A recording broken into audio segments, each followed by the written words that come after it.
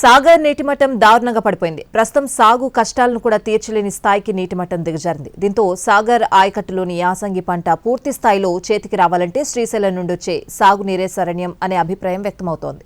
ఇప్పుడు కేవలం 7,999 up to 10 kgs వరకు బరువు తగ్గి అధిక బరువు నుంచి వచ్చే ప్రధాన సమస్యలను దూరం చేసుకోండి.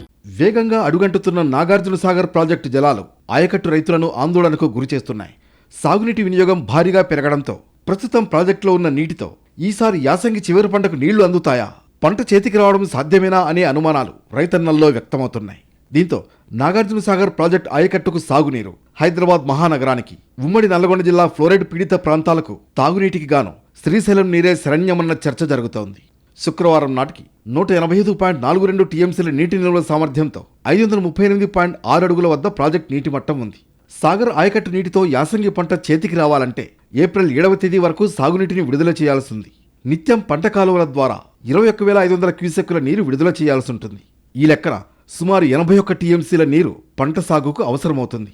ఇది కాకుండా వాతావరణాన్ని బట్టి రోజుకు దాదాపుగా 240 క్యూసెక్కుల నీరు ప్రాజెక్టు నుంచి ఆవిరైపోతుంది. ఏప్రిల్ 7 తర్వాత పంటలకు సాగునీటిని నిలిపివేసిన హైదరాబాద్ మహానగరానికి, నల్గొండ ఫ్లోరైడ్ పీడిత ప్రాంతాలకు జూలై వరకు తాగునీరు అందించాల్సి ఉంటుంది.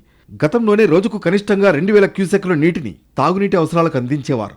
హైదరాబాద్ నగరంతో పాటు పట్టణాలు విస్తరిస్తూ ఉండడంతో ఈ ఏడాది 2,500 క్యూసెక్కుల తాగునీరు విడుదల చేయాల్సి ఉంటుంది. సాగర్ జలాశయంలో కనిష్ట నీటి మట్టం 510 అడుగులకు పైన ఉన్న నీటిని మాత్రమే సాగు కోసం వినియోగించుకునే అవకాశం ఉంటుంది. అంటే 55 టీఎంసీల నీరు మాత్రమే అందుబాటులో ఉంది. ఆయకట్టు యాసంగి పంటల సాగు కోసం 81 టీఎంసీలు అవసరమవుతాయి. తాగునీటికి 19 టీఎంసీలు, మొత్తం 100 టీఎంసీల నీరు అవసరమవుతుంది. దీని ప్రకారం 45 టీఎంసీల నీరు శ్రీశైలం జలాశయం నుంచి నాగార్జున సాగర్కు వస్తేనే వేసవి గండం నుంచి గట్టెక్కే అవకాశం ఉంది. శ్రీశైలం మీద ఆధారపడేటువంటి ప్రాజెక్టు కాబట్టి శ్రీశైలం నుంచి కూడా వాటర్ తెప్పియాలి. ఇమ్మీడియట్లీ ప్రభుత్వం చర్చ జరిపి ఆంధ్రప్రదేశ్ ప్రభుత్వం, తెలంగాణ ప్రభుత్వం కూర్చొని శ్రీశైలం నుంచి కూడా బ్యాక్ వాటర్ మనం వాటర్ తీసుకొచ్చి సాగర్లో ఉన్నటువంటి కింద ఉన్నటువంటి పంటలను తాగునీరుకు ఉపయోగపడే విధంగా చర్యలు తీసుకోవాల్సిన అవసరం ఉంది. లేకపోతే పంటలు ఎండిపోయే అవకాశం ఉంది. రైతాంగం ఆందోళన చెందే అవకాశం ఉంది.